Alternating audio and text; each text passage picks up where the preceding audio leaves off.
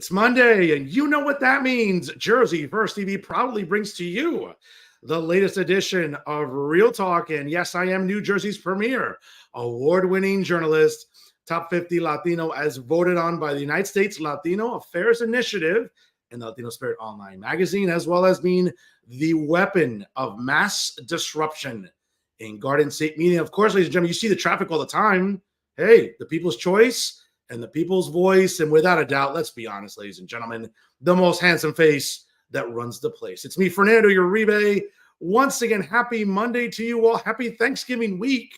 Short week for a lot of us. Looking forward to spending time with family, watching the NFL, certainly watching some NBA, eating some good turkey, having a little wine, talking some politics at the dinner table, which isn't always a good idea, ladies and gentlemen, but in my family, it certainly is.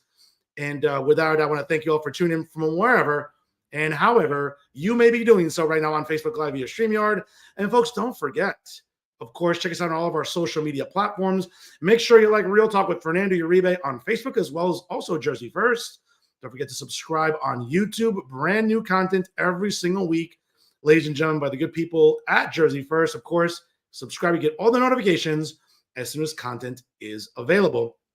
And certainly, wherever you get your podcast, whether it's Spotify or SoundCloud, download it and take Jersey First with you wherever and whenever you're traveling. I got plenty of friends that last week went to the League of Municipalities. You know, as they're driving, they downloaded the podcast and they heard Real Talk, as well as all the other wonderful shows brought to you by Jersey First TV. And of course, speaking of all the other wonderful shows, ladies and gentlemen, I cannot say enough about how proud I am to be on the dream team of Garden State Media. That's right, folks. It's all of us here at Jersey First TV, always educating and empowering the residents of the state of New Jersey, doing it better than some of these half-assed news sites here in New Jersey. We all know who they are. I mean, let's be honest, right? But of course, brand new episodes of the Nader Narrative, hosted by the incredible Elizabeth Nader, premiere every Thursday. And of course, brand new episodes of Bridging the Gap with AJ Melillo and Steve Rimbolo, also premiere on Thursdays.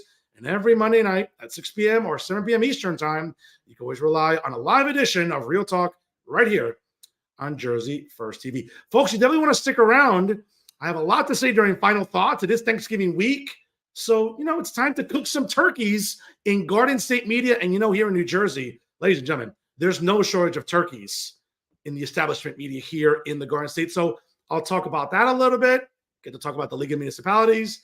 And of course, you know, just in general, some thoughts going into the Thanksgiving holiday. But first, ladies and gentlemen, the reason this show continues to do very well is, of course, the quality of guests. Being a broadcast journalist, of course, I get the exclusives that a lot of people don't get in New Jersey, and I actually get traffic, unlike others here in the Garden State, folks. And this week is no exception. He's my good friend. He is the distinguished and now the three-peat reelected state senator in Legislative District 1, all the way down in South Jersey, folks. He's my good friend, State Senator Michael Testa. Senator, how are you? Welcome. It's great to be back with you, Fernando, after a victory. But, you know, as you and I have talked about offline, the victory is somewhat bittersweet because Republicans had every issue with the wind at their backs in this election cycle. And unfortunately, we were unable to get a number of really good candidates across the finish line that had those issues, that were voicing those issues. And unfortunately, we took some losses as well of, you know, some really good elected officials that are no longer going to be in the Assembly caucus or in the Senate caucus. And that is really unfortunate. You know, it's disheartening. So it makes the wins bittersweet. You know, here in Cumberland County, where I happen to play that dual role, one of my friends, I'll use a sports reference. If you remember the Pittsburgh Steelers, Slash, he calls me Slash all the time, the mayor of Vineland. I'm the chairman of the Cumberland County GOP. And we swept in a county that technically, statistically, we should not be winning, but we picked up 3 commissioner seats, which now makes our board a 7-0 board, the surrogate and the sheriff. So there's one more seat left coming up this year. That's the county clerk. And, you know, as that famous wrestling line goes, who's next? And that's right. Quoting the Hall of Famer, Bill Goldberg there. Love it. Love it, Senator. You know, last week I had David Wallstein on the show, sort of doing like a review of what happened, of the debacle on Election Day. And, you know, Mike, I said it, you know, last week, and I'll say it again. You know, the very next morning, I was emotional. I was upset. I was angry. I appeared on another podcast in the middle with Joey Block, great show on Fox Sports Radio. in Central Jersey, and I was on with David Wildstein as well. And, I let it marinate for a few days. And then when I talked to Wildstein last week, I said, David, I mean, now I'm a little calmer. I'm a little more objective. But again, my outrage remains the same. And I'm going to sort of use this story. I don't think you'll mind it anyway. But last week at the League of Municipalities, by the way, hate missing it over there. It was a great, great party, as it is every single night, all the multiple open bars for sure. But, I ran into Jack Chitterelli. And Jack and I have a good rapport. And, like when I say he's a friend of mine, I don't mean it in the way Stephen A. Smith means it, that, I just met you 5 minutes ago. No, like I'm a friend of, of Jack Chitterelli, vice versa. And I had no reservations going up to Jack and say, listen, Jack, we're in trouble here in New Jersey. This year, we took some losses we shouldn't have. Obviously, the NJGOP has a lot to answer for. And certainly, after thinking about it, it's easy to sort of go after their chair, Bob Hugan, which, I'll get into a rant about him in a minute. But I think it's more about the county committees. And I said it last week. I said it to Jack and I said it to David Wildstein. You look at a guy like yourself. I said, you want to talk about maybe switching gears when something's not working. Listen, when you take enough L's, you need to change course. And I said it right on the air, and I'll say it again tonight. Okay, even at a micro level in Cumberland County, what you did was remarkable. And I think it's a blueprint of what it should be on a statewide level. And I said, listen, again, nothing against Bob Hugan. I like him. He's a nice guy. I'm not trying to make this personal. It's about business.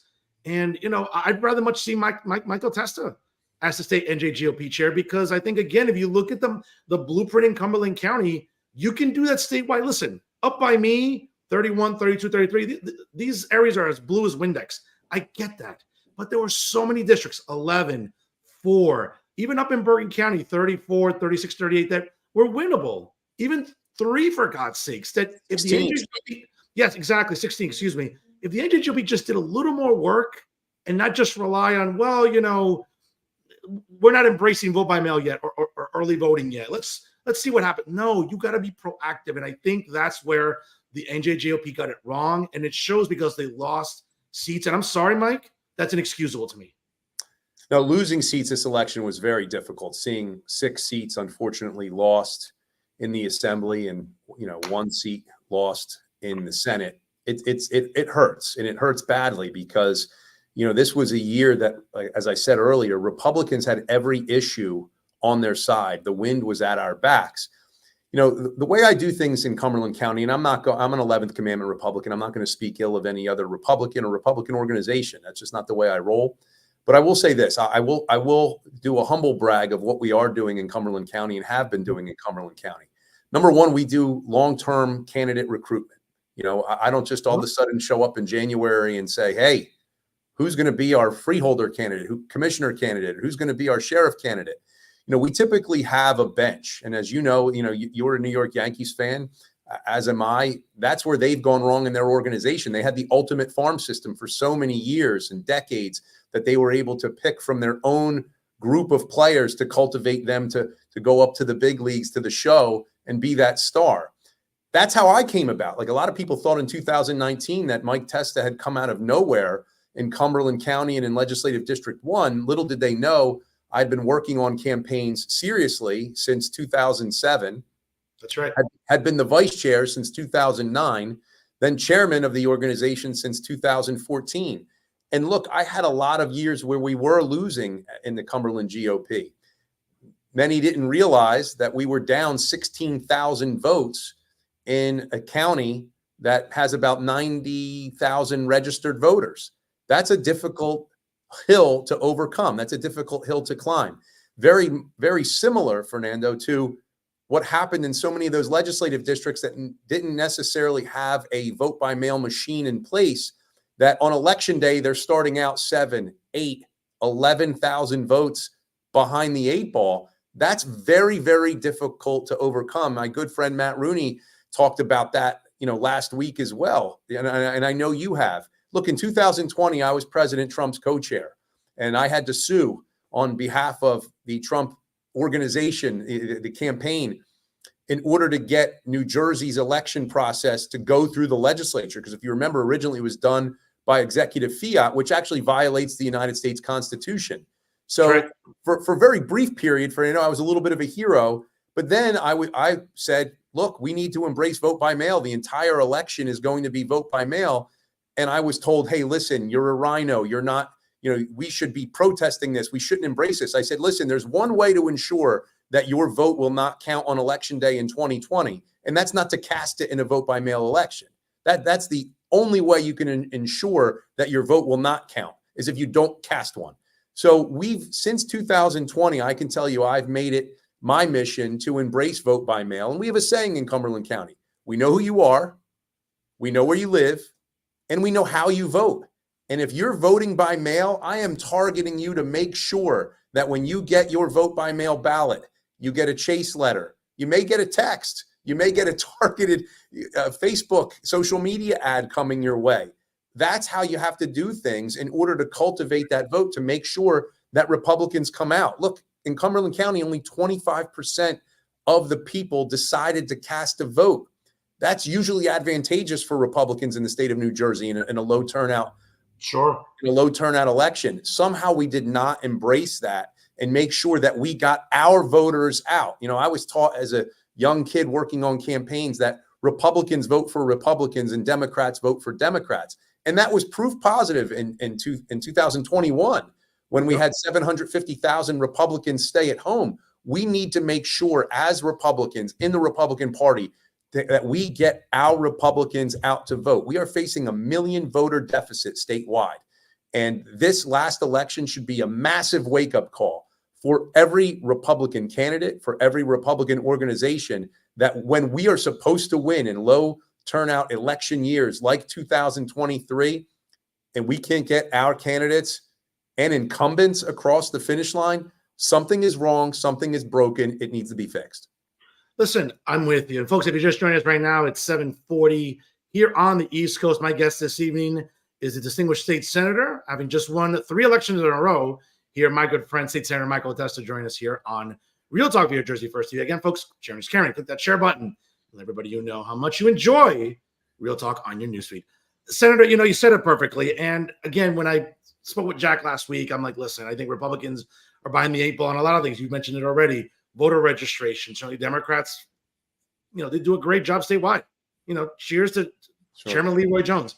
Some of his policy positions I don't like, but he found a way to galvanize and mobilize these county committees to register voters. Having said that, and I looked at Jack, I said, listen, it just can't be, county committees have to vet candidates better. To your point about like, hey, it's not just New Year's Day. Let's start, seeing who we're going to. No, again, you have to start looking for some time. And it just seems like, and again, as a journalist, I'm not an elected official. I'm not looking to be an operative. I'm trying to look at this very objectively, but like I look at the NJGOP and it was just like, this was disappointing. And I think it also lends itself to, listen, and I'm going to cook them later, but the liberal media in New Jersey does nobody any favors because they sort of minimized issues that I think were very important. On the flip side, yes, it was great to see a lot of council races and municipalities go red. It was great to see some mayoral seats go red. A lot of Board of Ed races go red because, listen, I hate to use the word culture war, but issues that matter to parents and homeowners and taxpayers, and that mattered. And unfortunately, like when you have news sites like NJ Spotlight News and David Cruz and Insider NJ with Max Pizarro, Terrence McDonald, Matt Friedman, all these other like left-wing journalists that like sort of, are just dismissive. Well, culture wars don't really matter and parents are just being hysterical. No, it's not just about that. It's about spending. It's about property taxes. I mean, for example, isn't there like a new toll increase coming? I mean, again, it just seems like, a lot of these journalists like to really defecate on Phil Murphy when it suits them. But during election season, okay, you're stating the obvious. Democrats are behind the 8 ball. But do us all a favor. Be honest in your reporting in that a lot of these issues matter and that moms and dads that go to Board of Ed meetings, okay, care about their children, all right? The idea, listen, I could care less about pronouns. I care about property taxes, Senator. But it seems like I'm the only journalist, along with Matt Rooney and a couple of others, Ryan McDonald as well, that really care about this. But again, it just Republicans continue. They get to the goal line, they either fumble the football or get stopped on 4th and goal. And that's, I think, what happened two Tuesdays ago.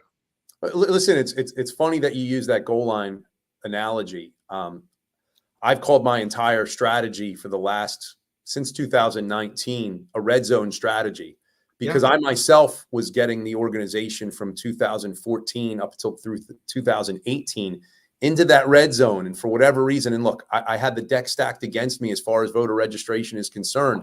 I was getting into that 500, 400, 300, 150, 150 votes in some cases.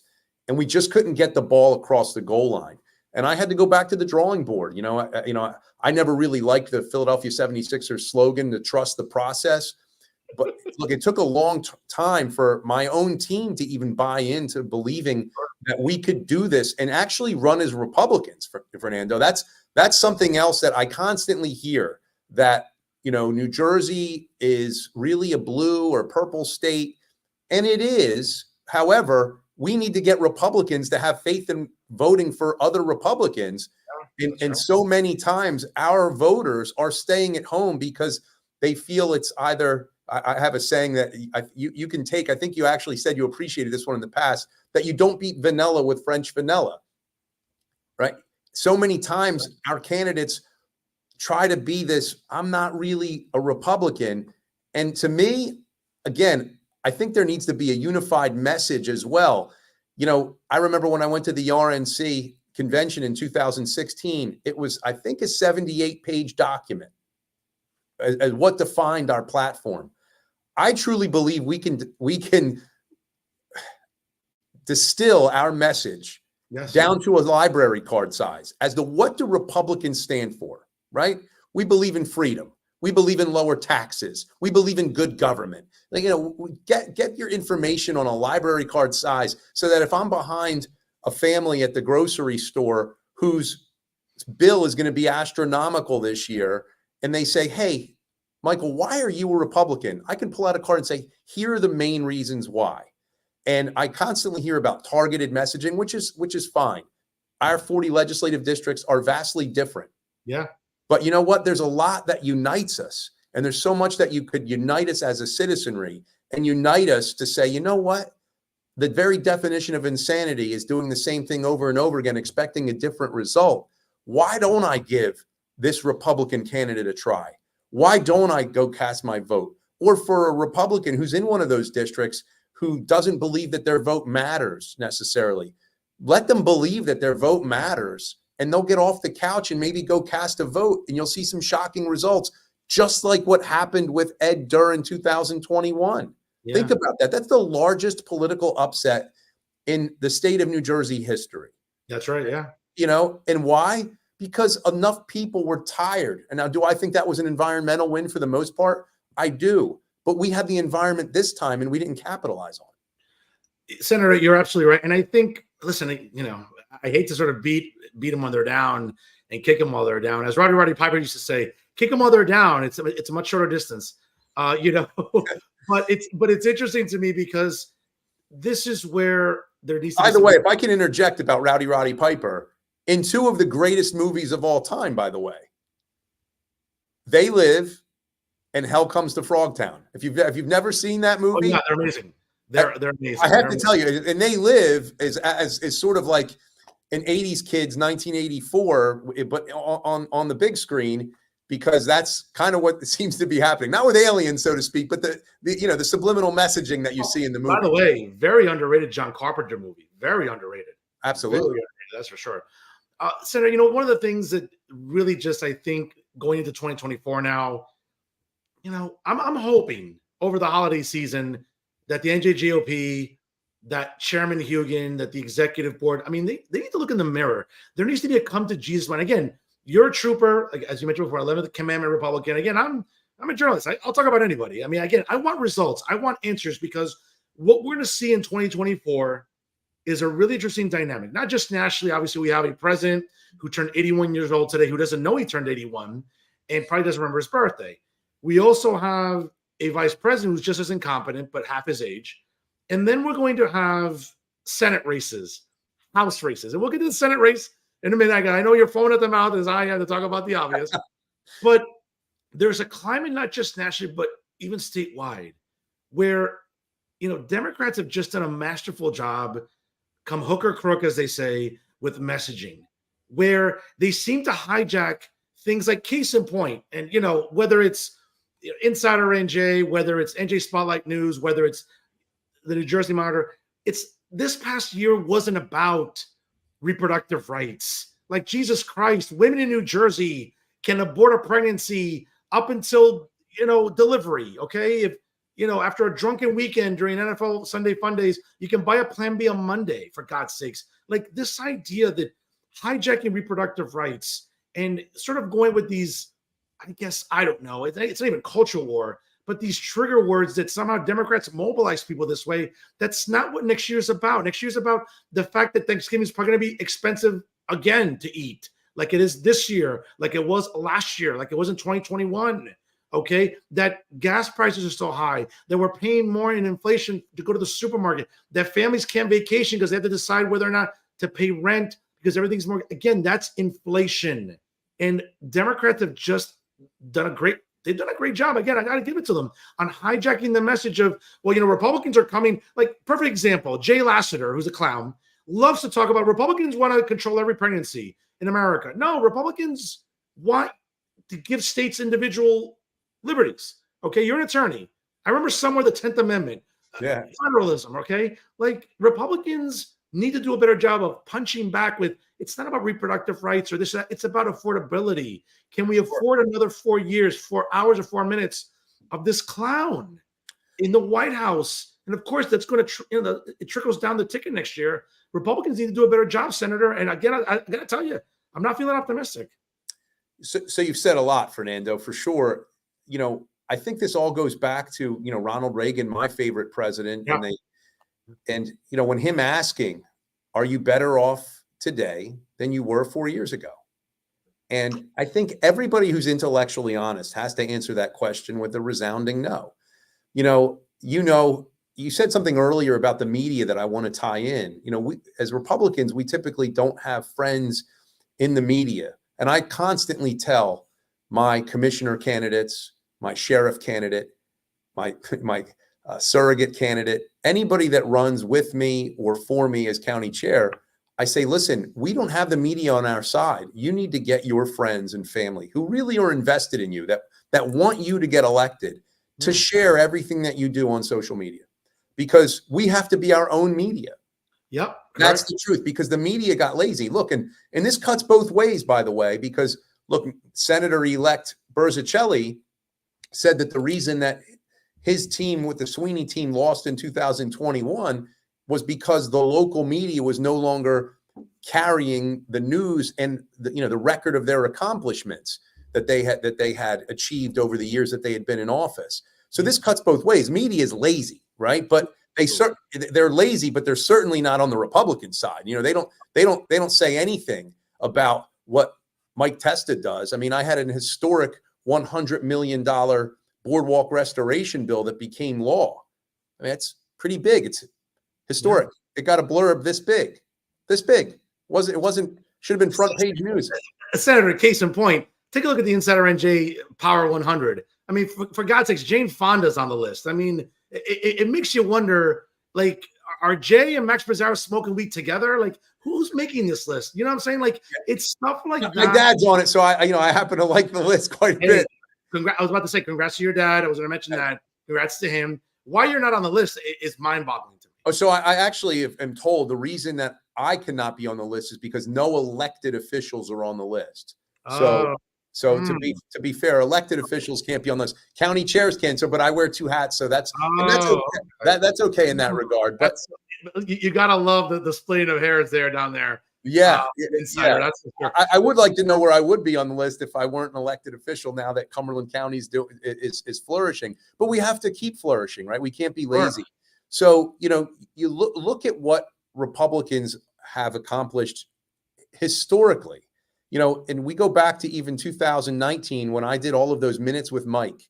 That's how I, had to run my campaign. I was outspent probably 8 to 10 to 1 in that election. And I had to be my own media. I did little clips that were called Minutes with Mike. In 2021, when I ran for my first reelection, guess what? That's when all those stickers were there with, President Biden on the gas pump that said, I did that. And you went to certain grocery stores and there were, little stickers of President Biden with the price had gone up. I did that. People would place them, if you remember. Yeah. I did Minutes with Mike from our grocery stores. I did Minutes with Mike from our gas pump, showing how much it cost to fill up my tank. And it goes back to, everybody loves the beach. We call it the beach in South Jersey, the Jersey Shore, elsewhere. People were now deciding, hey, look, can I really afford to go rent a home for 2 weeks now? No, they went from 2 weeks to 1 week. Yeah. So they were still at capacity, but people were telling me, the realtors were telling me, listen, the Uribe family was traditionally a 2 week. This year they said, look, I can only do 1 week. And they took into account the tolls, the gas money, the cost of dining out. It's become much more expensive. And, we're not necessarily those folks who are millennials. We actually want to save some money for our family and have expendable income at the end of the year.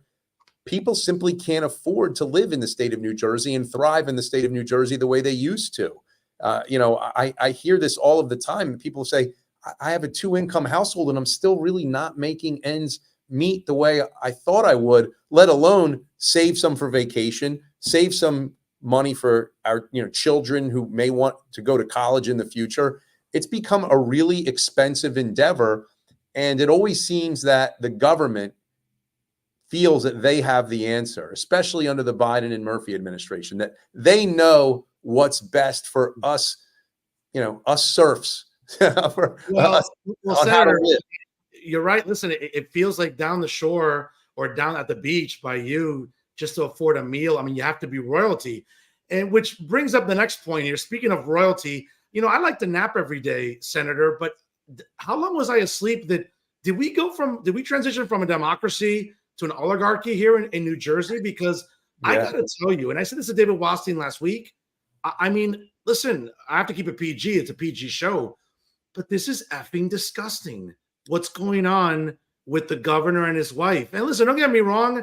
I'm not a fan of Andy Kim per se. There's a lot in his voting record I don't care for. And I commend him for this uphill battle that he faces. And I understand, listen, Senator Bob Menendez, he's a friend of the family. I know him personally. I can call him anytime I want on his cell phone and we can talk. Again, I have that rapport with him. Again, like anything else, okay? We believe in due process or we don't. Let's see what happens. Having said that, whether it's the 45th president or the senior United States Senator, hey, let due process play itself out. But having said that, Senator, this idea that the emperor just thinks, well, I'm just going to strong arm county committees and county chairs to get behind my wife, Tammy, who, by the way, nobody who's been intellectually honest can name me one policy position that she's been responsible for. Okay, I'm going to talk about it. I'm going to talk about this garbage editorial that Insider just published this week about, Tammy Murphy and how it's sexist and misogynist to dare question her candidacy. It's not sexist and misogynist. She's not a good candidate. What has this woman ever done other than traveling from Italy to New Jersey back and forth on a private jet and virtue signaling about reproductive rights? I mean, Senator, again, oligarchy is the best word I can think of what New Jersey's become. So if you check out my social media page, and I strongly suspect that you have, I've talked about what is now eerily becoming the Murphy monarchy. And, I think about these United States of America. The reason these United States of America exist is because some folks wanted religious freedom and were tired of a monarchy. They were tired of paying taxation. That's right. So they were being taxed a third at the time, without representation. We should, think about this. I think right now you'd sign on the dotted line if you could just give a third of your salary away for the rest of your life, because it seems to me a lot more than that at this point when you add up all of the secret taxes here and there. I don't really believe, I have a hard time stomaching and believing that New Jerseyans are okay with the governor saying, you know what, the best person to become the United States Senator next year is my wife, Tammy Murphy. And I'm not knocking her accomplishments prior to her becoming the first lady. I'm not knocking her education. I've talked to her in person a few times. She's a sweet woman. She's a very nice person. She was very respectful towards me. I can't get over how tone deaf people have to be, how out of touch people have to be to believe that, hey, you know what? This is going to be okay with New Jersey. That New Jerseyans are going to be totally okay that our governor And then the first lady is going to be the U.S. Senator. Two of the key positions in our government at the federal level and at the state level are going to be taken up by husband and wife. That reeks of the Habsburgs to me. You know, it really does. And I remember going up to a few people I knew at the league that I've known for many, many years, going back to when he was candidate Murphy. And I know them. I'm like, are you effing out of your mind? Who thinks this is a good idea? That, oh, okay, that the governor can just, and listen, let me say this too.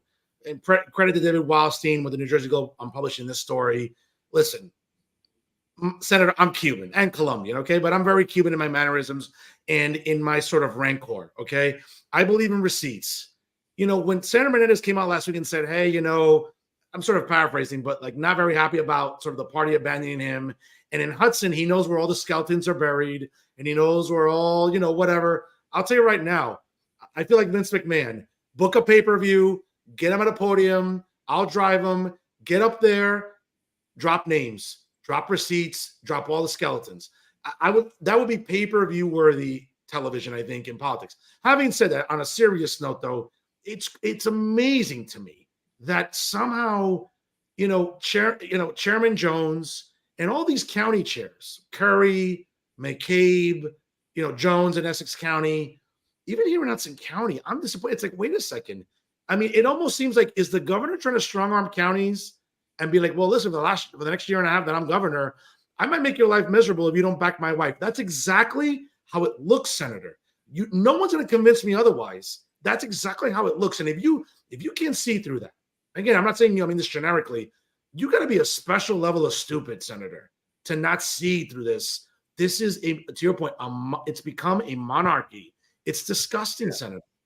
Look, I think it flies in the face for everything we stand for and believing in this republic, right? In this representative republic.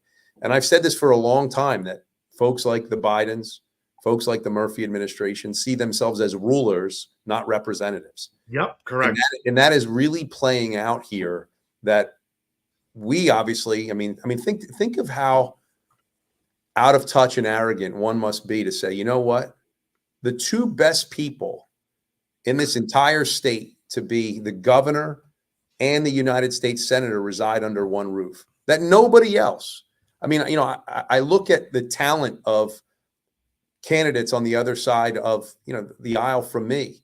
There's a lot of talent over there. I might not like it, but I have to respect it, right? Sure. I mean, I have to be able to respect someone like a Gottheimer, like a Mikey Sherrill, like a Vin Gopal. I mean, like you see someone that it was supposed to be a close race, and Senator Gopal won by 20 points. Yeah.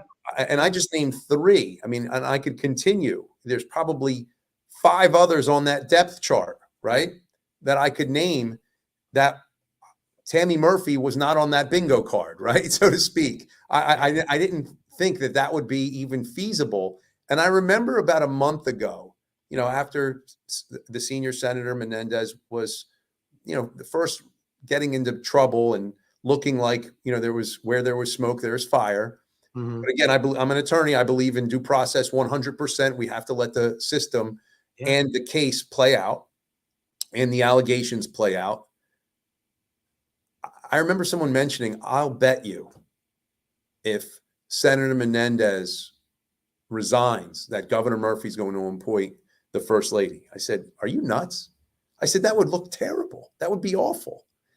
And while Senator Menendez has not resigned and refuses to resign, he's not going to. He's not. I can tell you on good information, he's not going to. And it doesn't appear that he would. I'm just as shocked that this became a thing and how quickly so many people appear to be getting in line. Well, Senator, let's not be fooled here. That ad that was taxpayer funded, $100,000. That now the emperor has to walk back because it reeks, it stinks of favoritism, with his wife and everything else. But having said that, the notion of, like, to your point, how quickly this all got assembled, and again, the party that's about brown people like me and black people, wow, they're pushing a white woman of privilege to run for a Senate seat to represent the Democrat Party. I just think, again, it's how tone deaf is the state Democratic Committee. And how dumb do they think New Jerseyans are? Now, having said that, we all know. Fernando, if I may interject, they've been empowered. Look at this past election, which just happened on November 7th. Yeah. They've been empowered because even when they have quite literally none of the issues on their side, right? Yep. The national economy, inflation, fentanyl coming across our borders, killing hundreds of thousands of people, crime at a very serious rate in the state of New Jersey, failed policies abound, schools who want to keep secrets from parents who are concerned about their children, the Biden administration labeling those parents who want to attend school board meetings as domestic terrorists. I mean, think about this. The Murphy administration labeling those same parents radicals. Yeah. Truly believing that the state is in a better position to raise their children than the parents who are concerned about their children. Because that's really the supposition that parents aren't loving and understanding, that they're using language. Again, it's very carefully used language that how dare the school be able to out a child to their parents? And I said this on another show. It seems the Murphy administration wants parents to, shelter their children, clothe their children, feed their children, but God forbid they actually know who they're living with. Yeah. I mean, at a point of adolescence in this, what I call the fire hose of social media between TikTok, Facebook, Twitter, Instagram, these young people are facing unprecedented amounts of information about some odd things, right? I mean, it's not certainly avant-garde issues, and they're going through the most difficult time of their life of adolescence, and parents shouldn't be involved. I mean, that's just crazy. And mind you, if your child needs an aspirin in a public school, they need parental consent. You want to go on a field trip, you need parental consent. But it's funny about the emperor and the empress and sort of like the woke leadership in Trenton, though, Senator, that is all about, like, for some reason, again, pronouns and making sure there's a lesbian in every cabinet position and making sure that, that we're coddling illegals the way we are. It's really, again, I'm trying to keep it PG here. This is egregious here. And it's to the point where can people, how are we lacking that much awareness? Clearly we saw that on November 7th, to your point. I mean, it really can turn your stomach at times, especially, my friend Assemblyman Bergen pointing out that while, this is happening and money is being spent, like, as you said, to coddle illegal aliens, here we are, veterans are begging for soap. And we have apparently $200 million to give to a French museum in Jersey City. This is just really very sad.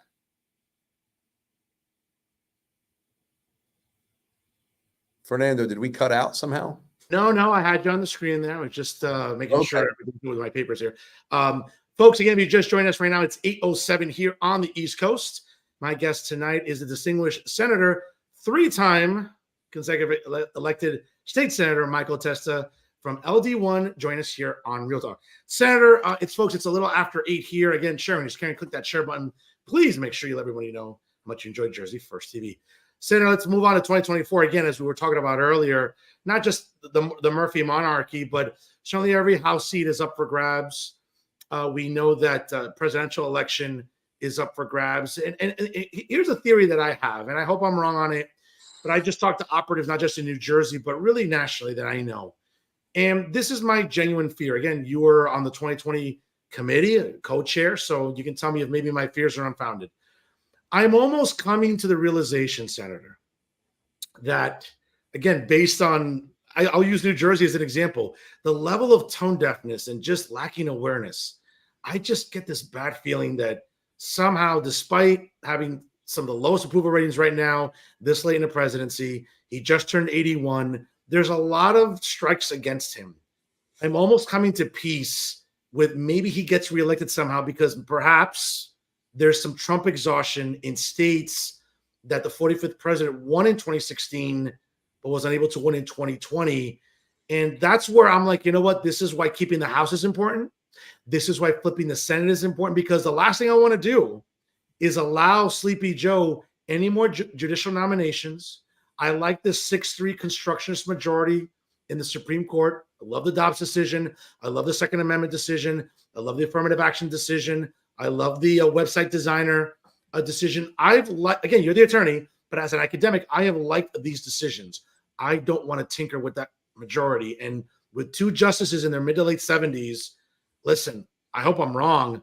I'd like to see President Trump reelected.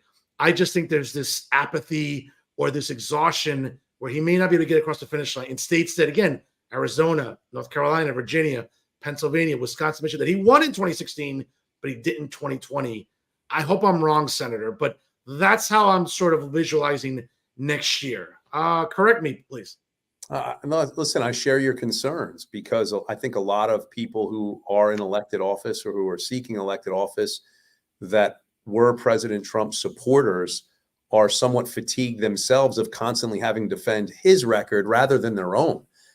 That's what I see a lot of times. People are saying, hey, look, I've been in office for, 12 years, and every single interview that I have, I get questioned about President Donald Trump or January 6th, despite all of the accomplishments that they've had in office for their time in office.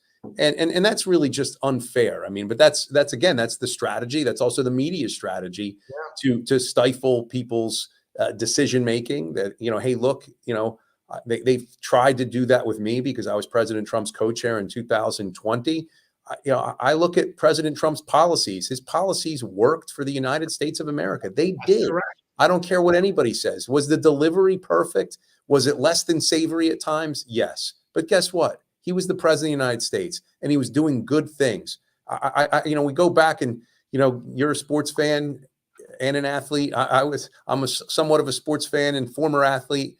You got to look at the scoreboard. Look at what's going on worldwide right now. I don't believe that worldwide the United States of America is looked at as the superpower that we should be. We're not given the respect that we should be given as the United States of America. I still believe in this great nation, that we're the greatest nation the world has ever known, but we have a leader who's a buffoon. I mean, there's no nice way to say this. And mind you, and God forbid something happens to this buffoon, we're stuck with a hyena who is laughing and chuckling at every single turn. I mean, listen, I don't want to paint with a broad brush, but my God, how easy is it to get a law degree in California? Because my God, when this clown, Kamala Harris, is able to go and be attorney general, and it worries me, Senator, about them, again, going back to the messaging, where what are Democrats going to run on? Oh, well, if Republicans are out of the White House or take the Senate, they're going to repeal Dobbs, or they're going to enforce, 6-week abortion bans, or they're going to do this and that. I mean, it drives me crazy. And again, like you mentioned, the liberal national media, as much as they're complaining now about, oh, Joe Biden's this, they're going to be on the bandwagon because they know that short of some catastrophe, the 45th president will be the nominee. In my opinion, he'd be smart to pick someone like Nikki Haley, a suburban mom, a woman of color, checks off a lot of boxes. And again, I'm not into this identity politics nonsense, but unfortunately, you want to win those suburban moms back that you lost. Get someone like a Nikki Haley on there. Get someone who's a two-term governor, someone with a little pizzazz, a little fire. I'd love to see Nikki Haley debate Kamala Harris. She would smoke her. Like Nikki would smoke her like it's ridiculous. But it just seems like people bitch and moan, though, Senator, about how bad it is right now. Later on this week, Thanksgiving dinner is going to cost even more than it did last year and the year prior to that. Mortgages right now. If you want to buy a home, you're up Blanks Creek because interest rates now are approaching 10% to where they were under 6% under President Trump. Okay. Gas prices drilling domestically. Like it's amazing to me that people will bitch and moan, but if they're stop being emotional, be objective for a second. To your point, criminal justice reform, energy independence. Okay. Nobody's starting wars that I know of on this watch. Okay. We're seeing potentially, whether it's World War III or regional wars starting under this president. You have the president of China visiting California, the pretty boy governor welcomes him to the dump that is San Francisco. Not a peep. That's okay.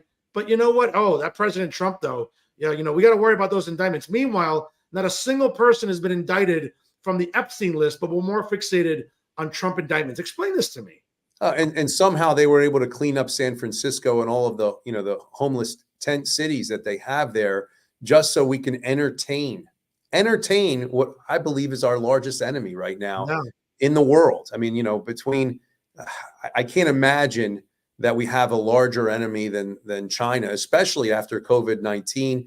That what that cost the United States of America in productivity, what it cost our children in learning loss by yeah, having to learn remotely. I mean, that was absolutely devastating to our economy, devastating, especially in states like New Jersey and New York and California, Michigan, where you had massive lockdowns that were, scientifically now we know completely unnecessary, something I was fighting for from the very beginning. that's right. It was probably the lockdown started in March. By May, I was saying, hey, look, this is enough. This is enough. What are we going to do? Be locked down the rest of our lives? People are getting upset. And, here it was. We're looking at other places like Sweden, like Florida, that weren't nearly as locked down. They were thriving and their rates weren't any worse. So, Yep. but yet Governor Newsom can somehow roll out the red carpet, pun intended there, but you roll out the red carpet for our largest enemy and somehow be able to clean up the streets that have been filthy now for the last number of years. They've been disgusting. I have friends of mine that visited California and they said, it isn't the same state that I visited 6, 7, 8 years ago. It's repulsive. There's fecal matter on the streets, needles on the streets, panhandlers everywhere, people nude, people without clothes on, filthy, walking around in the streets, but somehow they can clean the city up because the president of the country that's our largest enemy is coming to town. It's a joke. Yeah, it's amazing to me. A government that gave us COVID, that contributed to a worldwide pandemic. But yeah, let's just welcome him in and give him a Golden State Warriors jersey and give him a full course meal and dinner. And Right. Listen, I don't know what I hate more: how nice Gavin Newsom's hair is, or his awful policies. I'll be honest with you, I can't really decide which one I hate worse.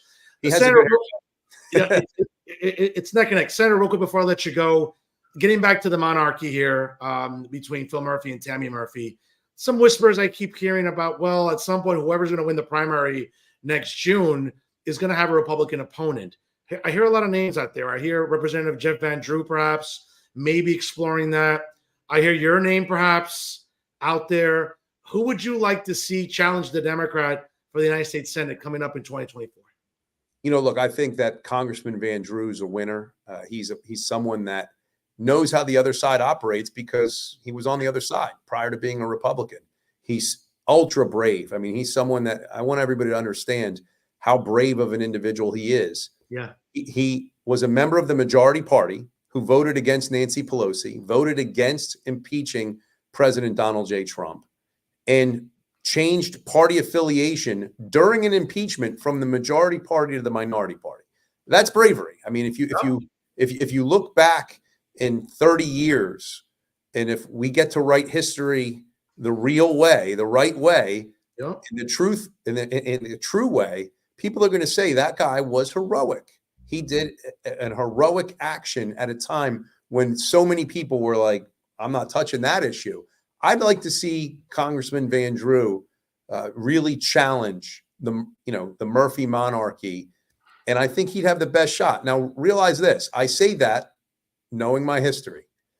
It has been since 1972 since the state of New Jersey has had a Republican United States senator. It is going to be extremely difficult in a presidential year for any Republican to win. And I've heard my name bantered around as well, that I've won 3 times and I'm a standard bearer for the Republican Party. And I'm glad to bear that. I'm glad to be that guy, no doubt. However, I'm a party person. I would want to sit down with the party apparatus, including my congressman, Jeff Van Drew, if he wants it, right? I mean, I don't think that anybody could really challenge him. He won after doing that brave action against a Kennedy that was extremely well funded in 2020 in a presidential year. So he's proven that he can win in a was a difficult district at the time against a well-funded candidate, a well-funded name, a well-recognized name in Amy Kennedy. So I would, if I were a betting man and I was going to put the strongest horse in that race, it'd be Congressman Jeff Van Drew. We'll certainly see. Before I let you go, though, Senator, as 2024 approaches, a new session of the legislature. Obviously, there's a lame duck session now, but in the next term, what do you want to focus on in LD1? Is it infrastructure? Is it senior services? veterans? What do you want? What do you really want to sink your teeth into in 2024 in the next legislative cycle? So two things. You touched on infrastructure. I would love to see Route 55 finally get underway. It's absolutely necessary. Cape May County is one of the most dangerous counties to evacuate in the United States of America. We desperately need Route 55 completed. Also, we need far more public transportation in Legislative District 1. We suffer from rural poverty in Legislative District 1, and New Jersey Transit barely has a presence. It's a shame. They should be ashamed of themselves. I keep on hearing about they're going to have an electric buses. I don't need electric buses in Legislative District 1. I need buses and bus routes because so many people need public transportation in order to get to the doctor, in order to get to work. And right now, they simply don't have that apparatus available to them to avail themselves of those services and be able to get to and from employment. I'm glad you mentioned New Jersey Transit. I mean, up They're here a joke. They're an absolute joke. No, It's a it disgrace. certainly is, and it's amazing to me that again, the Senate President Nick Scutari now thinks that some sort of corporate tax is going to generate whatever revenue is necessary to help New Jersey. How about holding New Jersey Transit more accountable? How about an audit? How about something that would hold this incompetent institution that's been mismanaged for years? Case in point, where I live up here in Hudson County, okay, it's going on 25 years now, okay, almost 25 years, where the Hudson-Bergen Light Rail was a system that was going to connect various parts of Hudson County into Bergen County. Now, case in point, obviously, where I live in northern Hudson County, there's a light rail stop about 2 blocks from my house. It travels all the way south into Hoboken. I can jump on a train to go to that bandbox of a cesspool called MetLife Stadium on Route 3, or I can go into the city, grab a train, whatever. It's been called the Hudson-Bergen Light Rail, Senator, for 20 years, okay, approaching 25 years. Not one stop in Bergen County yet. Now, they talked about it. Oh, it's going to go into Bergen County, into towns like Richfield and Palisades Park, ultimately ending in Inglewood by the Inglewood Hospital. They have not broken ground yet. It's amazing to me. And service is still awful. There's delays, okay. And how much money has been spent, right? I mean, so to your point about having an audit, that's exactly right. I mean, someone needs to hold their feet to the fire and hold them accountable. Cape May County is very rural. Portions of Cumberland County are very rural. These folks who are year-round residents deserve to have public transportation. And somehow they love to take the $660 million in tourism tax dollars that come from Cape May County each and every year, and they get so very little in return. I mean, my proposal would be, you know what, the amount of money that goes to New Jersey Transit, if we're not getting the services that we so desperately need, and that, quite frankly, we pay for already, then give that money back to the counties. Let Cape May County have their own system. Let Cumberland County have their own system, that they get the money from New Jersey Transit. And if we start holding their feet to the fire that way, I guarantee that their services will get a whole lot better miraculously. I'm with you. And again, it's very different parts of the state. I understand that, like the light rail system where I live, which is densely populated, it's very urban. It's advantageous. I get it. We can get to Manhattan a lot quicker. Hoboken, downtown Jersey, right by the waterfront. I get all that. That's not obviously possible down in Cape May County, in Cumberland. We get it. But have better bus routes. If not, build tracks for trains. I mean, it just seems like New Jersey Transit is dilly-dallying around with no end in sight, with no recourse in sight. And this governor who campaigned on holding New Jersey Transit accountable, and I'll be fair, because his predecessor did no better. Okay, Chris Christie, who's out there bloviating, okay, on the national scene right now, who should be here in New Jersey castigating Democrats, but no, you can't be bothered. Okay, it would seem like New Jersey Transit is a problem that's going to keep on festering, Senator, not just with this governor, but the next governor, the next legislature. And it's really, really upsetting to me because New Jerseyans deserve better. Again, where I live, you can catch a train. I don't necessarily need a car where I live, but I like to drive. But that's not the case in Mercer, in Cumberland, in Atlantic, in Cape May County. If you don't have a car, you're screwed. Absolutely. And look, I don't practice as much in the criminal defense aspect as much anymore. But when I did, so many of my clients, they have a suspended driver's license. And you know, that means they can't get to court. That means they can't get to their job. That means they can't get to medical care. If they have children, it means they can't pick them up from school or practice or take them to and from school and practice. So we definitely need to have a much better public transportation system in Southern New Jersey. And it seems to me that New Jersey Transit, much like many other agencies of the government of the state of New Jersey, has forgotten the real South Jersey. So that's a real priority of mine. Absolutely. Senator, before I let you go real quick here, down by you next April in what I would call the cesspool of North America, Philadelphia, Pennsylvania, the 40th edition, I feel old now, of WrestleMania will come to us on a 2-night basis next April on a Saturday and Sunday, April 7th and April 8th, respectively. And 40 years, again, bro, I feel old here. I can remember the first WrestleMania in the main event of Hulk Hogan and Mr. T against the late, great Roddy Piper and the late, great Mr. Wonderful Paul Orndorff, live from Madison Square Garden on a Sunday, March the 31st in 1985. And now 40 years later, WrestleMania will emanate, again, I have the cesspool of America, folks. That I go to that stadium every year for Cowboys, Eagles. I need a tetanus shot on Monday morning, just being around those people, Senator. I lose brain cells just being around those people. But again, WrestleMania will be in the city of brotherly love. You can't say that. I was born in the city of Philadelphia. I love the city of Philadelphia. Brother. I'm not, you know, and look, you know, it's Eagles Chiefs tonight. So, you know. Oh, absolutely. Let's go Chiefs, right? No, Taylor Swift though tonight, I hear. Thank the Lord. I mean, I don't know what's more insufferable. But let me ask you this though. 40 years of WrestleMania coming up. It's kind of hard to sort of pack in, you know, top 5 favorite matches all time, Senator. That's really, oh my gosh, top 5 matches of all time. You know, there was a long period of time where I wasn't watching professional wrestling. So, I mean, to me, the first 3 WrestleManias were the best. I mean, you know, I was so young and enthusiastic and followed it.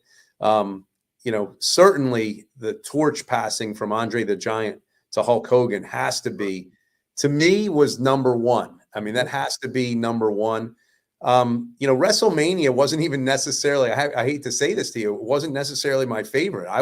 When the WWF was most popular, I was probably, you know, I kind of have that streak in me to go against the grain. I sort of like the NWA better back then, which obviously became WCW. Oh, I'm with you. Yeah. Listen, and having said that, and I'll let you finish your list in a moment, but, you know, this past weekend with All Elite Wrestling, obviously Sting, you know, announced a few weeks ago he's retiring in February 2024 at their pay-per-view called Revolution.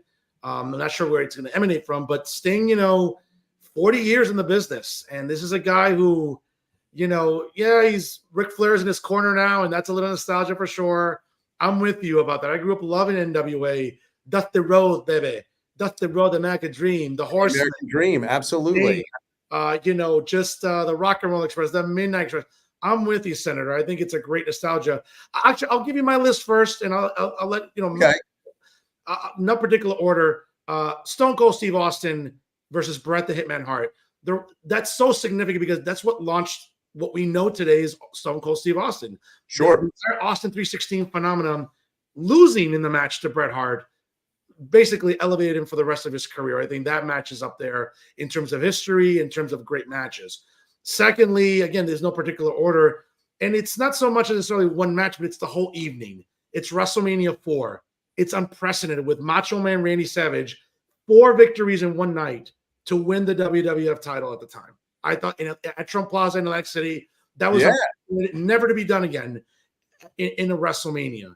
I would argue also the other matches as well. To your point, Andre the Giant, Hulk Hogan. You know, everyone talks about Hulk Hogan turning heel in 1996. When Andre turned heel in 1987, that was mammoth. That was iconic to see Andre turn on Hogan and subsequently Hogan getting the win back and slamming him in front of 93,000 people at the Silverdome in Pontiac, Michigan. The other 2 matches, tag team match, most people don't ever think about WrestleMania 2, the British Bulldogs dethroning the Dream Team for the then WWF tag team titles, one of the best tag team title matches you'll ever see in WrestleMania history. If you haven't seen it, Senator, watch it on YouTube. And I would say the last one, I mean, I would argue probably The Undertaker. I knew you were going to say Undertaker. I knew you had to have a Taker one. The Undertaker losing his streak to Brock Lesnar. I think that was historic. I think it sort of sent Brock Lesnar into a different stratosphere. And again, I think it sort of mortalized Taker, who had been sort of booked in a way that was very strong and decisive. That wasn't the case in 2014 in New Orleans. Those are my top 5, Senator. So again, my number 1 is always going to be the torch passing from Andre the Giant to Hulk Hogan. Hulk Hogan was already a superstar, but that really made him a superstar. And I can tell you the first time I saw Hulk Hogan, it was live at the Philadelphia Spectrum in a match. It was Bob Backlund versus the Iron Sheik, with Hulk Hogan being Bob Backlund's manager. Wow. And it was really kind of an interesting thing. And Hulk Hogan took off his boot and cut the Iron Sheik. I was in 2nd grade. I was just absolutely going wild. And I can tell you, I love my father.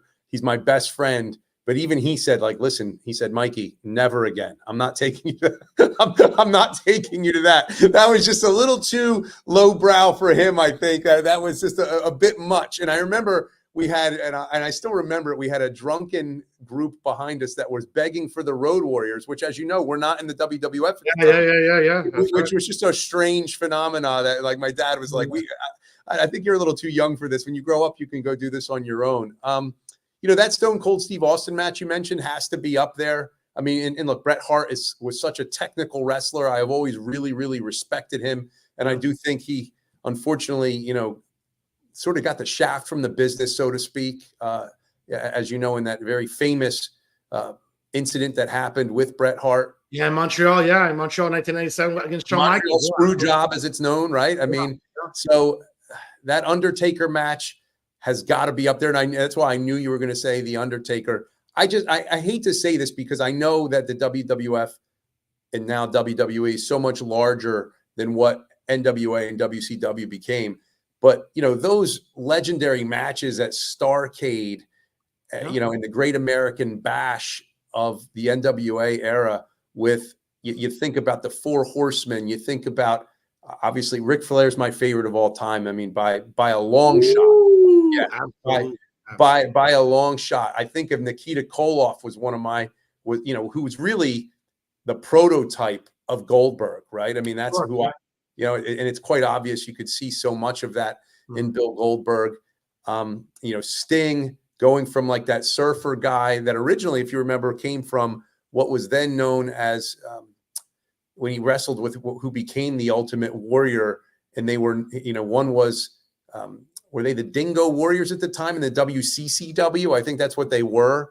The Dingo Warrior, Jim Hellwig, God rest his soul, that was his original gimmick in World Class in Dallas, Texas. And then once Vince signed him, I don't know if you ever saw the documentary, but as they were trying to come up with a new name, they were trying to be like, well, what is he? Is he the Dingo Warrior? And Vince just goes, I'm going to call him the Ultimate Warrior. And it just stuck. And the rest is history. So what was the Ultimate Warrior versus Hulk Hogan at WrestleMania? What was that match? That was WrestleMania 6 in Toronto at the Sky Dome. That was that's in my top 5. I think I named 5 now, but that's definitely in my top 5. Because and to your point about NWA, this weekend coming up is the Survivor Series emanating from Chicago, and they're going to have war games. Not the war games we grew up on, but they've kind of they took the roof off of it. It's still 2 rings. It's not the same war game. It's not.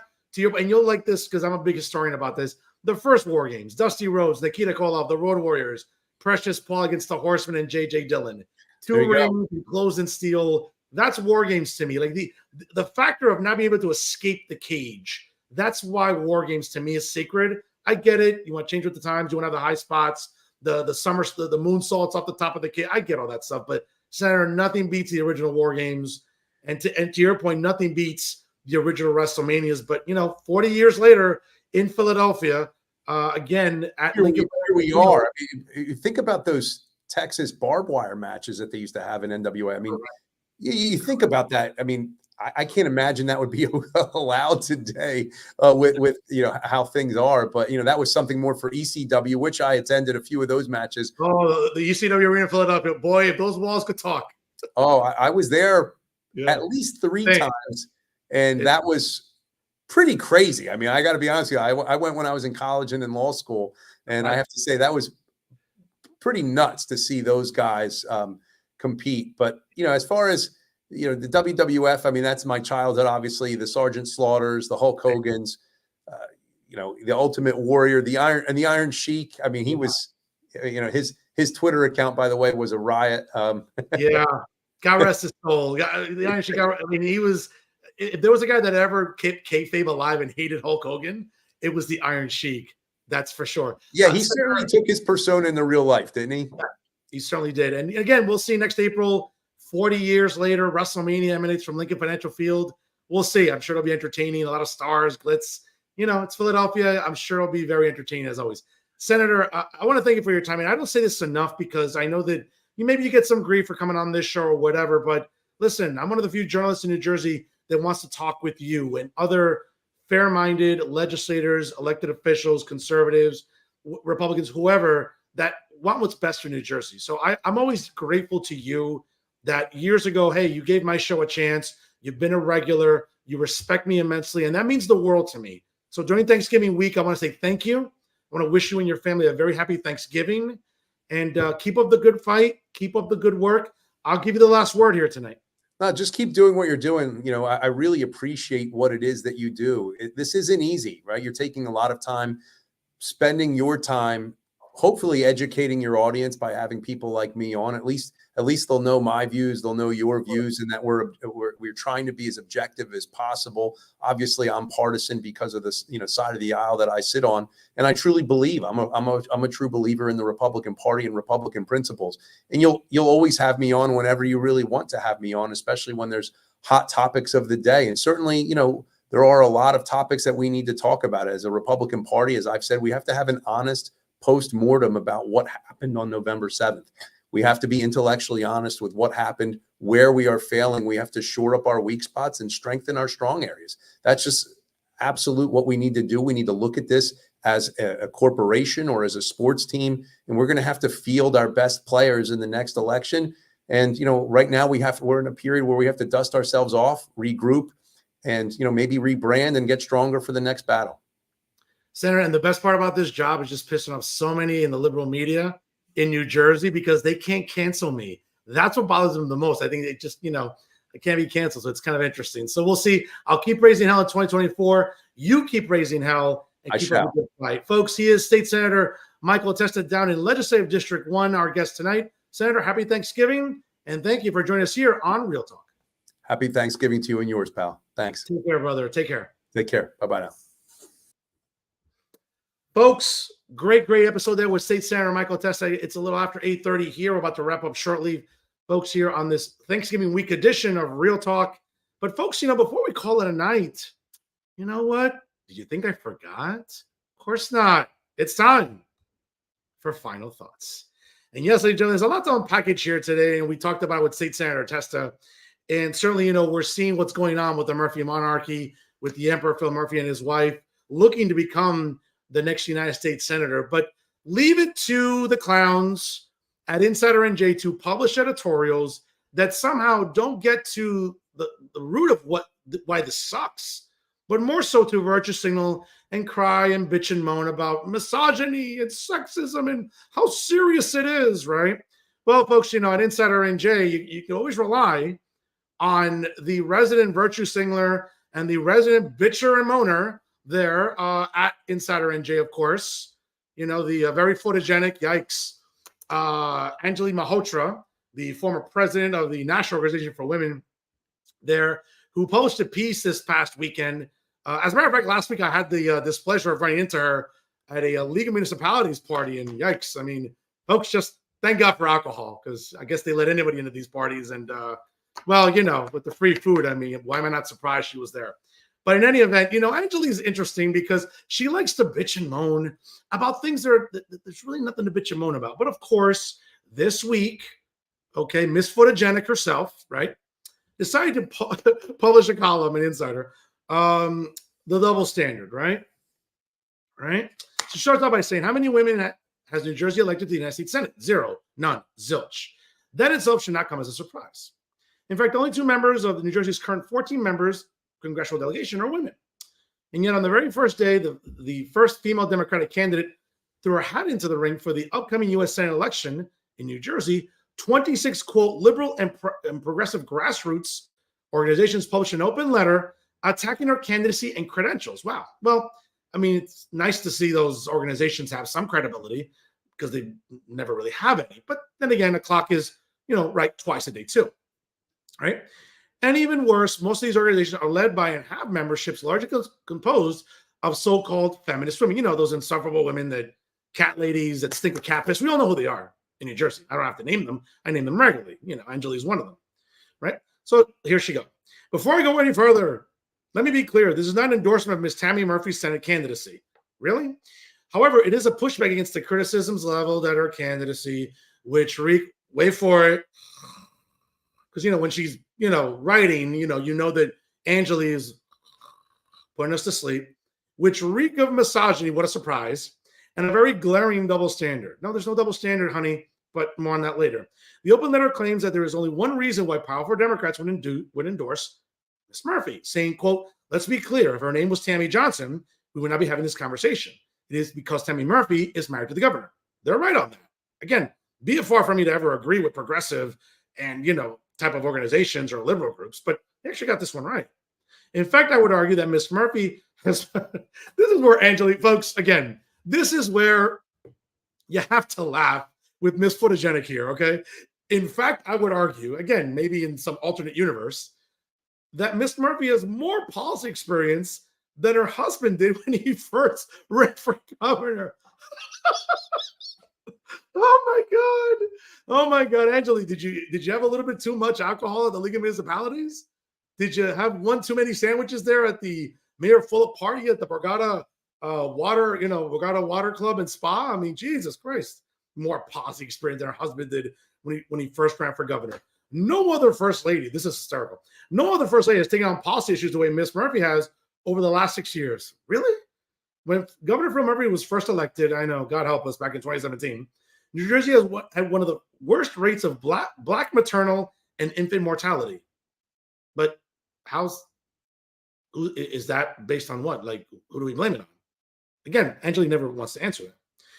Ms. Murphy chose to use her platform to raise awareness of the issue and work with legislators to change health outcomes for this previously ignored segment. And contrary to the claims in the article that she mentions, right, that Ms. Murphy is only speaking about reproductive rights to increase airtime ahead of her campaign announcement, she has long been a staunch champion of abortions, speaking at the launch of the Reproductive Freedom Act in 2020. Right? Ms. Murphy has not only worked on policies that affect women and children, she's also worked hard to get Democrats elected up and down the state. She's married to the governor. How hard is it, Angeli, to go to a campaign event and say, yay, vote for Democrats in parts of Central and South Jersey that keep wanting to bankrupt New Jersey? Really? Does that require a lot of effort? Really, Angeli? You're really putting up Tammy on this pedestal she doesn't deserve to be on, right? What else? In her time as First Lady of New Jersey, she has crisscrossed the state, helping both organizations and candidates raise funds. Okay, that's every First Lady does that. It's not like she reinvented the wheel, sweetheart. I mean, let's get with it here, right? The inherent assumption that any endorsements she receives are not on her own merit is offensive. No, it's not offensive, Angeli.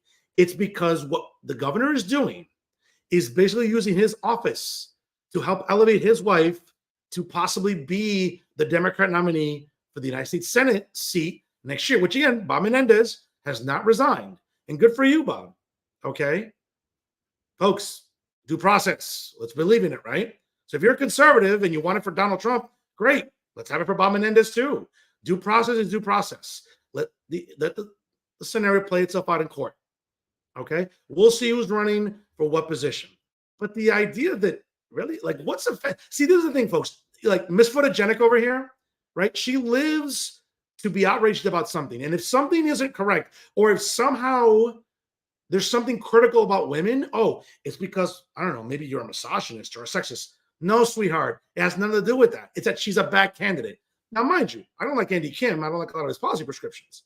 Okay? But you got to give Andy Kim some credit here. Here's a guy with some legislative experience. What's Tammy Murphy's experience? What, using taxpayer dollars for an ad this past weekend? Oh, I'm sorry, that the governor okayed, that now he had to walk back? Folks, this is how egregious this is.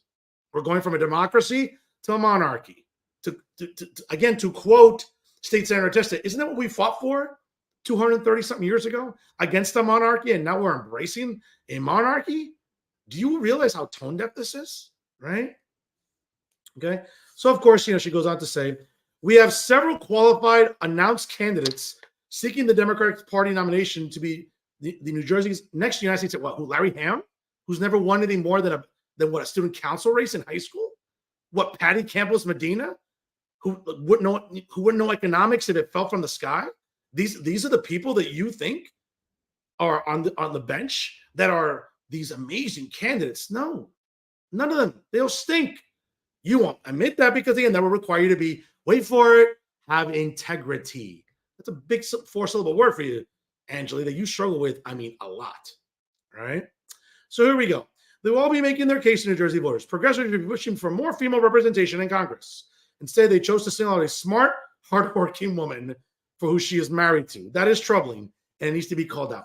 Folks, again, this, once again, folks, this is the trash that Insider NJ continues to publish. Okay? Really? Can someone please explain to Angeli why the optics look bad here? That the governor of the state of New Jersey is using his influence to try to get his wife elected as the next United States Senator. Okay? And based on this, I hope Bob wins. I hope Bob wins that primary and sticks it to all of them. Because he said this weekend, right? He knows where the skeletons are buried. Senator, please release the skeletons. I'd love to hear it. I'll be there with a big ball of popcorn. I'll be like this, ahí comiendo, and listening to all the skeletons. I'd love to see it. But Angeli, do me a favor. I know you live to be outraged. I know, you live to bitch and moan. You live to bitch and you bitch to live. I get it. That is your MO. Okay? That is your MO. Other than, hitting open bar parties and, hitting the free food there at the League of Municipalities. Folks, this is an incredibly dishonest column by Angeli. She's looking for something that isn't there. Folks, any opposition to Tammy Murphy is not because she's a woman or anything else. It's because she's married to the governor.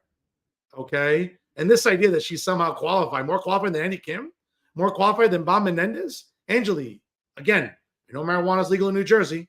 I know you and Jay Lasser are boys, girl to girl. Maybe you talk a lot. Maybe you're sharing a bong. You must be if you think that somehow this is a worthwhile candidate for the United States Senate. Folks, more trash from Insider NJ. Folks, one of the things I really enjoyed last week also, of course, was getting a good laugh, right, about the Insider NJ Top 100, Power 100, right? Folks, what a waste of paper here. I try not to waste too much of it. But 4 placements, and again, listen, we know that, Insider NJ is going to placate and pander to the governor's lapdog, Attorney General Matt Plackett, and others, other slapnuts and other halfwits on this list. But here's 4 that really, really, this is egregious. Okay? And I'm going to sort of go over them a little bit here just to, first of all, Sue Altman, at number 7, candidate for U.S. Congress, District 7. I like Sue personally. I think she's a good woman. I think she means well. The problem is she's surrounding herself with garbage people. We all know who they are, right? So the echo chamber that follow her on social media, we all know who they are, right? And it's these garbage people that are a reflection on Sue. And Sue, no offense, and again, your campaign people have yet to answer an email, and that's fine. Believe me, I'm not losing sleep about it. I'm still getting 4, 5, 6,000 views of traffic every week. So believe me, if you don't want to come on my show, I'm not going to lose sleep over it. But you need to answer some questions. And we all know you're not going to get asked tough questions going on shows like Reporters Roundtable or Chat Box with Uncle Dave, right? By the way, Dave, credit to you, bro. Look at you doing work on a Tuesday, venturing down Atlantic City, that open bar and free food. Well, I mean, let's be honest. What Puerto Rican's going to pass up open bar and free food anywhere? Let's be honest. I'd be shocked if a Puerto Rican didn't do that. So no surprise to see Uncle Dave down there at the league trying to get some interviews. And of course, why not sneak in a sandwich or two in the meantime? Okay. But Sue, you're going to have to answer some tough questions about tweets, about how you felt about defunding the police, about progressive policies that, yeah, they work with, Working Families Party, but how is that going to resonate to regular independents and working class people that don't care about pronouns, that don't care about how many lesbians there are in every cabinet position, or how many members of the LGBTQ plus minus community are there in every department in New Jersey? No one cares, least of all me. You're going to have to answer these tough questions, Sue. And the idea that, again, folks, and let's be honest, okay, Max Pizarro, who barely does any work or leaves the house other than just going to an open bar at the League of Municipalities, right? I mean, is this the best he comes up with in these captions here? Here's some other egregious ones here. Okay. This is this is one that boy, as a Hudson County guy, I think you'll appreciate this. Joe DeMarco, vice chairman of the Somerset County Democratic Committee. Folks, again, this is what's funny. A real pro who could pop up anywhere at any time.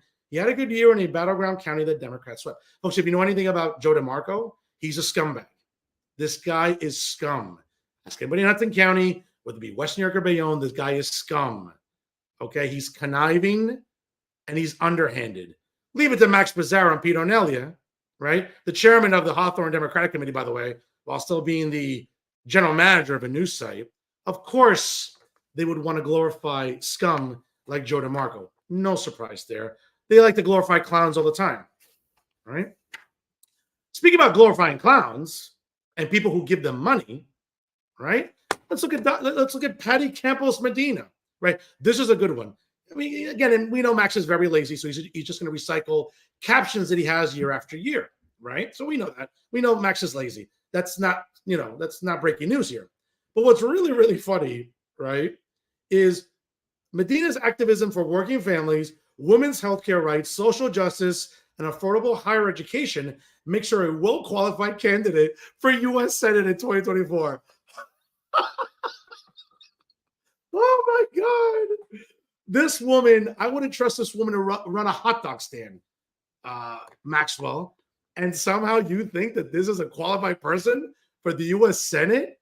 Bro, I mean, Max, I know you don't get out of the house too much, but Jesus Christ. I mean, really? I mean, why don't you insult our intelligence anymore? Speaking about insulting our intelligence, last but not least, number 100 is Jane Fonda.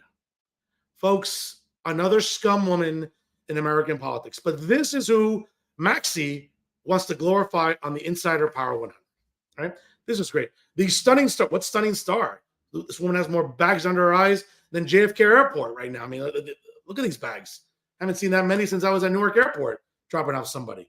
The stunning star of Barbarella Kloop on Golden Pond and Coming Home made a surprise appearance this year in LD 25, where she gave incumbent Senate Republican leader Tony Bucco Jr. No, he didn't. He won very comfortably. Max. Again, this is where Max Pizarro annoys people because he's not intellectually honest. He's not honest to begin with. Right? Again, that requires Maxie to have, wait for it, integrity, right? Arguing on behalf of Democrats seeking greater pro-choice protections. Pro-choice of what in New Jersey? Again, if you're a woman up until the 9th month, if you want to terminate a pregnancy, you can do that, okay? For all the women in New Jersey that have drunken debauchery every single weekend, wake up Monday morning, yet next to another guy from another weekend, or a new guy in the next weekend, you can go to Walgreens and CVS and get a Plan B. All right, pro-choice protections. Jesus Christ. I mean, Max, really? You know what? And this is the thing, folks. When I look at the Insider NJ Power 100, the only reaction I have to give, let's be honest, okay, is, to be very, very fair, is laughing at Insider NJ. Oh, and by the way, to the Graham family of Peter Nelly and Max Pizarro, thank you for the open bar. It was amazing for 2 hours. I didn't get drunk, but it was nice to drink at your expense for sure. So toast to you. And again, folks, when you read the Insider NJ Power 100, folks, the only reaction you're going to get is this one, because you can't help but laugh at how dumb and how stupid some of these selections are. Folks, you know what? They don't even try to hide it in the sense of insulting your intelligence here or pandering or taking money from people so they can be put on the power list too. Conflict of interest much? Oh, wow. What a coincidence that people that give you money for your power list show up on your power list. Isn't that fascinating, folks? But again, ladies and gentlemen, that is the garbage, basura that is Insider NJ. You have to laugh at it. You have to laugh at it because, quite frankly, folks, it's not even worth getting angry about. You have to laugh at it. And that's exactly what I did last week at the League of Municipalities. All right? Speaking of the League of Municipalities, shout out to all the members of the Pinnacle there. John Highness, the editor of the Hudson County View, obviously, the strategist, Danny Uribe, the dean, Dante Lupo, again, the Pinnacle hitting all the parties, of course, looking sharp. Again, folks, it's not a surprise here. Okay, I'm handsome 24/7, so pictures like this should not come as a surprise. But shout out to all the great people there at the League of Municipalities. Obviously, running into old high school friends, amazing to run into them. Shout out to Erica Vargas / Garrison there out of Westfield, Memorial High School alumni. Great running into her at the Latinas on the Move party. Of course, running into other great elected officials and other activists as well. Amanda Neshawite out of Hudson County. Great to run into her at the Steve Fuller party. Again, great open bar, plenty of free food. I mean, we all know Angela Mahotra and others. Definitely make sure to enjoy that one. Shout out to the newly elected Assemblywoman, Jessica Ramirez out of LD 32. Great to talk to her. Run into her at the League of Municipalities. Certainly, ladies and gentlemen, great to run into Assemblyman William Sampson out of LD 31. Big fan of the show, apparently. Said so himself. Looking forward to having him on in 2024, of course. In addition to other great people at the League of Municipalities, of course, shout out to Carlos Medina. Ladies and gentlemen, the president of the Statewide Hispanic Chamber of Commerce and the host of Que Pasa on PBS. Shout out to you, Bob. Happy Thanksgiving to you and your family. Well, some members of your family. Certainly to you, for sure. That's definite. But great party, of course. They're honoring amazing trailblazers. And a shout out to, Junior Maldonado. Unbelievable. Great to run into Junior. Great guy, especially during Hispanic History Month. Nice to see him on panels. Actually, a guy who can actually speak Spanish, right? As opposed to other Puerto Ricans in media, right? That somehow can't speak a lick of Spanish. But Junior, para ti, me alegro a verte y me alegro hablar contigo. Y tú sabes qué, en el 2024 estoy muy, muy contento que tú vas a venir a este programa para hablar conmigo. Yes, somebody get Google Translate for David Cruz. He may not know what I said there. But good to run into Uncle Dave there. And I know you saw me, Dave. I know not too long. You don't want to miss out on the open bar and definitely the free food. You're not going to miss out on that one, that's for sure. Shout out to all of them, all the good people at the League of Municipalities. And once again, folks, it was an absolute joy to be there, an absolute joy to let everybody know what I think of a lot of the bad news sites in New Jersey. Once again, thank you for the open bar and to everybody I ran into, not just at the Tropicana Hotel at Cuba Libre, but all the parties of the League of Municipalities. Thank you so much for always being fans of Real Talk with Jersey First TV.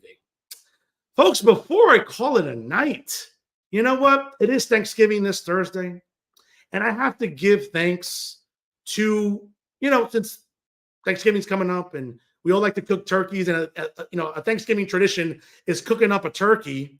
Well, let me cook up a few of them, right?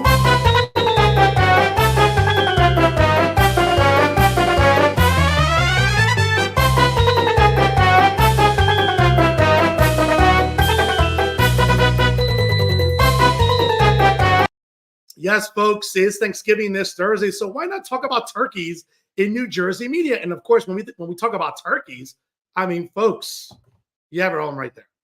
I don't want to pick on all of them. It might take too long, but let me pick on a couple here. First of all, you got the resident potheads in New Jersey media. First off, Matt Friedman. They're from Politico, who runs the New Jersey Playbook. It's really interesting that I look at someone like Matt Friedman, who's very passive-aggressive and likes to call out people who supposedly cosplay as journalists. See, Matt, let me just say this to you, and I'll be as nice as possible. It's a family show. I get it, Matt. You're one of those white boys that you grew up in your suburb. You got picked on a lot. Now you feel a little bit emboldened because you have a little bit of influence, whatever. I get it. Okay. You know what? You married the first girl that gave it up to you. Listen, let's be honest. You look at Matt Friedman, this guy certainly was not going to be parading around as a bachelor. Okay. But what's interesting though, Matt, because again, you want to talk about cosplaying a journalist or who's doing that. Well, that's certainly not me. And some people might say, don't even dignify that pothead with a response. But I'll say this to Matt Friedman. Okay. Matt, as you can look behind me, there's plenty of awards and degrees. Now, unless you want to go on record and say that U.S. Representative Josh Gottheimer, State Senator Brian Stack, and members of the state legislature in both the state assembly and the state senate, you can see the citations there. You can see the resolutions there, right? You can see acknowledgments from the Hudson County Latino Foundation. You can see, again, as I mentioned, plenty of acknowledgments about who's a journalist here. Now, unless you want to go on record and say that they don't know what they're talking about, unless you want to go on record and say that the New Jersey Society for Professional Journalists, who gives me credentials, are wrong, then say so. Stop being passive aggressive in your usual little whiny white boy type of persona. And what does it say, Maddie, when your mentor, the guy who you put up on a pedestal, who I do as well, because David Wildstein, folks, is the GOAT of journalism right now. He just is. Okay. What does it say when the guy who gave you your first job will come on this show repeatedly, who come on this show all the time? Within reason. Obviously, I can't just come at a moment's notice, but guess what happened?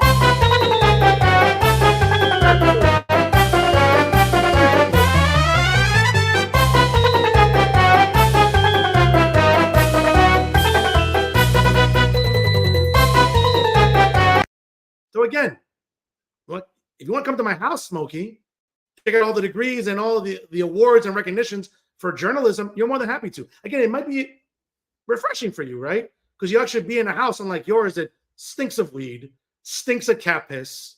Okay, let's be honest. The cats are the only pussy in the house that really want to be near you for more than a couple of minutes. I mean, can you blame his wife for opening a bookstore? I'd be out of the house as much too if I had to wake up next to this guy. Or potheads like Jay Lassiter, who have the audacity to talk about appearances. Jay, bro, really? Really? You're a guy in his mid to late 70s. Okay. You're actually about maybe 5 years younger than the president who turned 81 today. But you have the audacity to talk about people's appearance? Really? Another pothead who just sits at home all day, fondling his husband and just living off his money is going to talk about my appearance? Jay, have a little awareness. I get it. All those brain cells you're killing every day. Maybe, I don't know, cognitively, you may not be there anymore. But the potheads like Matt Freeman and Jay Lassiter, who like to take sort of like, little shots at me in a very passive aggressive way. See, the difference is I'll call you clowns out. I don't have a problem calling you half-wits out. Okay? And people will watch me because thousands of people watch me, all organic traffic, by the way. Or the rest of the clowns in New Jersey media. Let's think about this year. Tom Moran, how many useless columns have we seen from NJ.com? Okay? That somehow is begging you for $1. Please subscribe to NJ.com. ¿Pa qué? Eso es basura. It's not even worth $1. Folks, buy a pack of gum if you can in this economy. That's a better use of your money than wasting it on NJ.com, the Star Ledger, anything from Tom Moran. Or same thing with Chucky Stiles or Terrence McDonald, these virtue singlers, right? Or Alan Steinberg, who, let's be honest. Okay? I'm surprised I didn't see him in the league. Oh, but that's right. It was way past his bedtime, so I know I wasn't going to ring that. Oh, and speaking of the League of Municipalities, yeah, Jay, very interesting. You're very courageous referencing people's appearance online. But you're nowhere to be seen at the League of Municipalities, little JJ. And I found this behavior by the little girl known as Jay Lassiter to be very peculiar. But then again, you know what? If I had to run into me with this face, looking right at you, Jay, I'd avoid the League of Municipalities too, my man. Good job. You know what? Smart move staying home smoking weed. That's where you belong, okay? And of course, we look at people like Max Pizarro making ridiculous power lists, okay, which I've all dissected. And of course, Uncle Dave. We all know about Uncle Dave. I get it, Credit to you, bro. Working on a Tuesday night, going to the Statewide Hispanic Chamber of Commerce. Look at you, man. These Puerto Ricans work on a Tuesday. Well, then again, it's an open bar and free food. I don't know too many Puerto Ricans are going to pass that one up. That's for sure, especially Uncle Dave. Who, by the way, Dave, again, I'll say the same thing to you that I said to Matt Freeman. There's plenty of people in New Jersey journalism that, reference me as a journalist. Again, I have the credentials, whether it's from the New Jersey Society of Professional Journalists or top-notch journalists like David Wildstein will come on my show repeatedly. Or again, there's members of the State Senate, State Assembly that will acknowledge my brand of journalism. There are members of the House of Representatives that will acknowledge my journalism. But you want to talk about whether or not we're in the same line of work? My man, hago un favor. Ve el tráfico for my interview with Jim McGreevy y el tráfico for your interview with Jim McGreevy. Okay? Debe comer tanta mermelada, because we all know my traffic is definitely better than yours. Oh, by the way, folks, can someone get Google Translate for Uncle Dave and translate? Because we all know he doesn't speak Spanish. And you would think, well, he's one of those typical Boricuas that doesn't speak Spanish to save his life. Folks, again, when we talk about Thanksgiving, we talk about turkeys. Give it up, folks, once again, for the turkeys of New Jersey media here in the Garden State.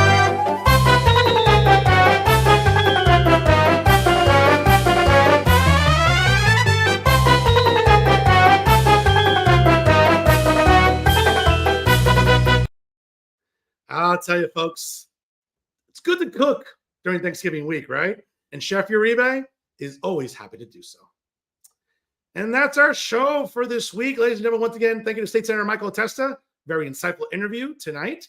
There, you can check out, obviously, all the replays on Facebook, as well as also on YouTube. Folks, make sure you like Real Talk with Fernando Uribe via Jersey First TV. Of course, make sure also you subscribe to YouTube and all of our great content there. Don't forget to download the podcast on Spotify or SoundCloud. Take it with you wherever you go during Thanksgiving break. Maybe you're traveling to meet your in-laws, boyfriend, girlfriend, whatever it is. Take Jersey First with you at all times. And folks, I cannot say enough about how proud I am to be on the dream team of Garden State Media. Yes, ladies and gentlemen, it's Jersey First TV. And of course, brand new episodes of The Nader Narrative premiere every Thursday, as well as brand new episodes of Bridging the Gap with AJ Malillo and Stephen Rimbolo come out every Thursday as well. And folks, brand new episodes of Real Talk with Fernando Uribe come out every Monday night, live at 6 p.m. or 7 p.m. Check your local listings and social media for approximate start times. And always remember, ladies and gentlemen, if it's unbiased, unfiltered, and unafraid, it's always Real Talk right here with Jersey First TV. I am New Jersey's premier award-winning journalist, Top 50 Latino, as voted on by the Latino Spirit Online magazine and the United States Latino Affairs Initiative, as well as being the weapon of mass disruption in Garden State Media. Folks, the traffic will tell you every single week, and that's why the haters keep watching The People's Choice and The People's Voice. And of course, last but not least, folks, the most handsome face that runs the place. It's me, Fernando Uribe, folks. Have a wonderful Thanksgiving. Let's go Cowboys as we creep up there on the Eagles, hopefully. And we'll see you next week here, folks, live for another edition of Real Talk via Jersey First TV. And thanks for stopping by.